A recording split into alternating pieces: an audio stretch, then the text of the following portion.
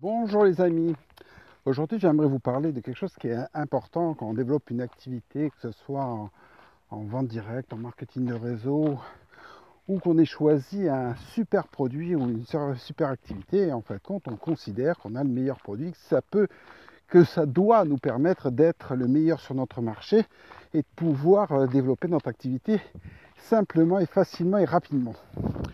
Est-ce que vous connaissez l'Alto, l'ordinateur Alto? Pourtant, c'est le premier PC, le premier computer PC qui a été développé, qui était le meilleur PC qui a existé. Pourtant, comme vous et moi, je suppose, vous n'êtes même pas au courant que Xerox, le numéro 1 des photocopieurs, avait créé le Alto. Cet ordinateur qui est arrivé bien avant, quasiment 10 ans avant IBM et avant ce qu'a pu proposer Apple avec ses ordinateurs.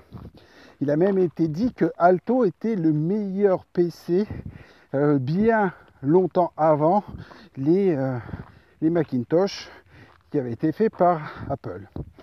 Mais pourtant, sur une manque de volonté ou tout simplement par un manque de stratégie, il se trouve que ces produits Alto sont disparus et n'ont pas rencontré leur public. Pourtant, c'était les meilleurs produits qu'il y avait sur le marché, ce qui était considérable à l'époque.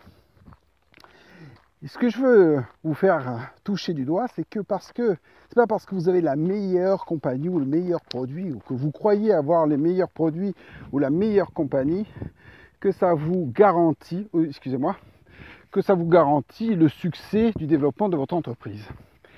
Et c'est vraiment ce qui a fait la différence pour Macintosh, pour Apple et pour IBM, c'est la publicité. IBM s'est appuyé sur Charlie Chaplin, sur le vagabond plus précisément, pour pouvoir développer sa marque au départ et devenir quelque chose de dominant.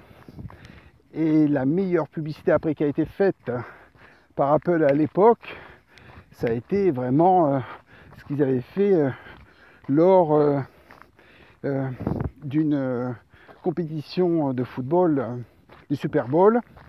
Et cette publicité est tellement considérable que ça a propulsé le Macintosh. Donc, vous voyez bien que le fait d'avoir le meilleur produit, ça ne suffit pas. Il va falloir faire de la communication, de faire connaître votre produit, connaître votre offre, qui fera que même si vous avez, c'est triste, un produit moyen, la communication, si elle est bonne, elle vous permettra vraiment de propulser votre entreprise vers le succès, parce que vous êtes dans un concept de communication. Alors, je vous le concède, c'est un peu triste que ça soit pas forcément le meilleur produit qui a le meilleur succès, mais que ce soit la meilleure communication qui donne de meilleurs résultats.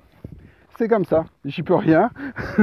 On est dans un monde de communication et ça date pas d'aujourd'hui, parce qu'on parle quand même des années 70. Et donc, ça fait quand même un paquet de temps que c'est comme ça. Donc, pensez-y.